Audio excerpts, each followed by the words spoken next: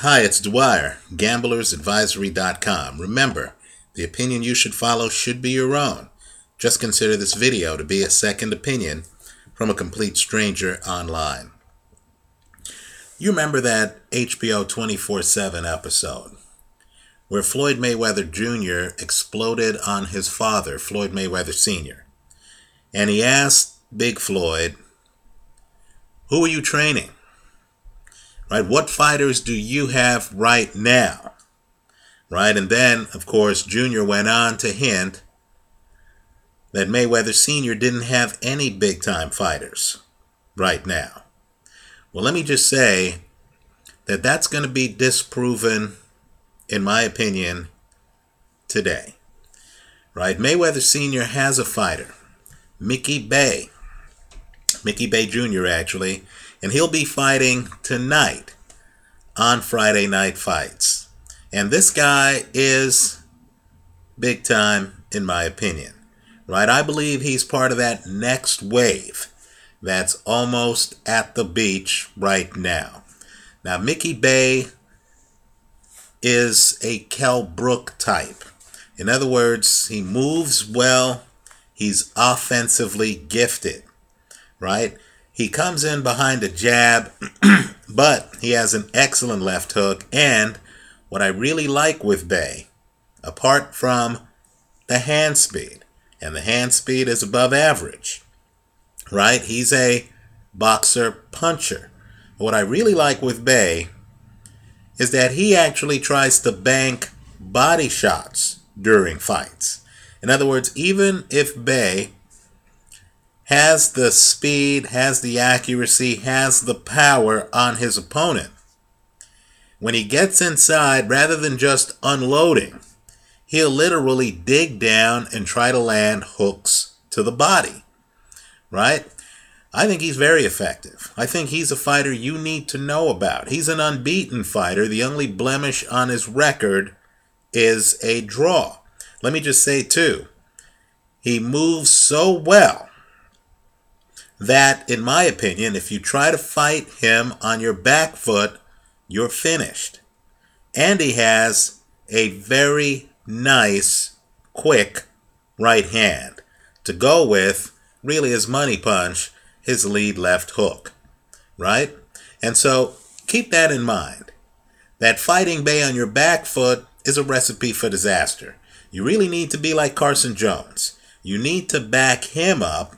You need to get him to stop moving, right? Just like Carson Jones did against Kell Brook. You need to get him up on the ropes. You need to force him to try to defend his body. You need to somehow find a way to close the gap between you and him.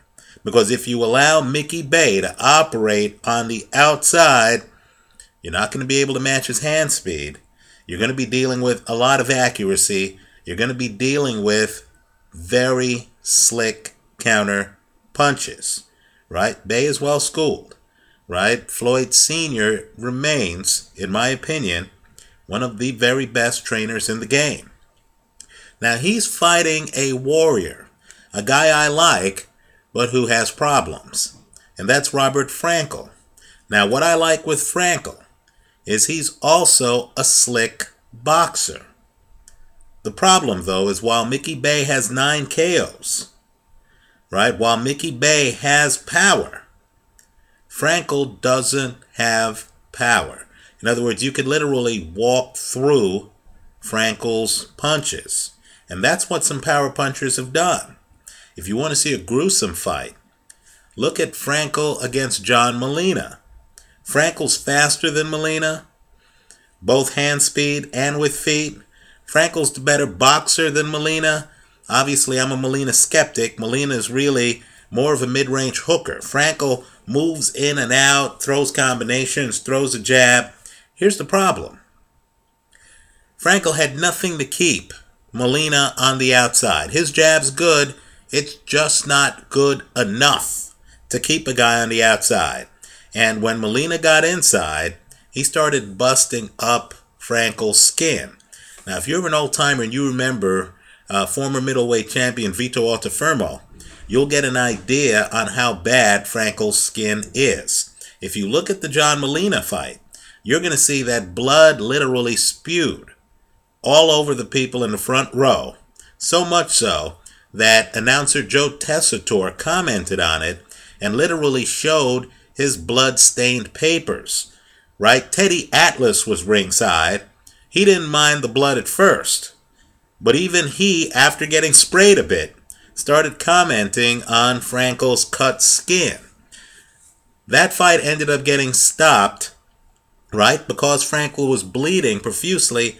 Understand, more than one Frankel fight has been stopped because he's bleeding profusely. Well, here, I expect this fight to be great very early on, right? Because, of course, Mickey Bey and Frankel are above average movers. But I'm expecting the power difference, right? And I'm expecting the body punching difference to literally start to establish itself. And I'm expecting Mickey Bey, over the course of this 10-round fight, to literally put himself in the public consciousness with a pretty exciting, but nonetheless pretty clear victory over Robert Frankel.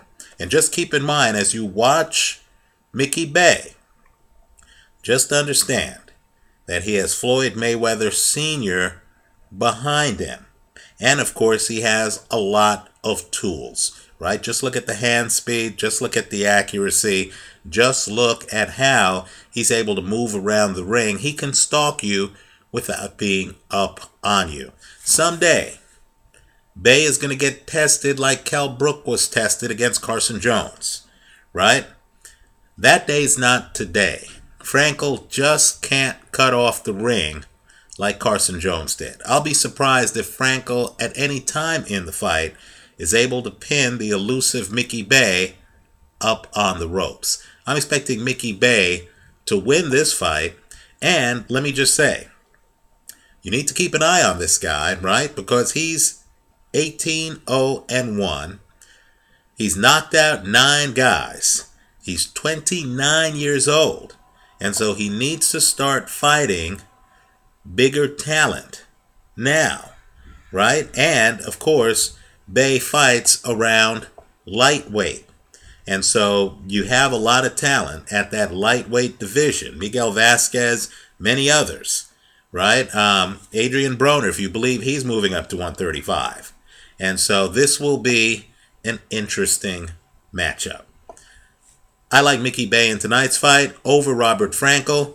I'm expecting the fight to be great for about 2 or 3 rounds. Then I'm expecting Mickey Bey to start to take over, in part because of his superior power.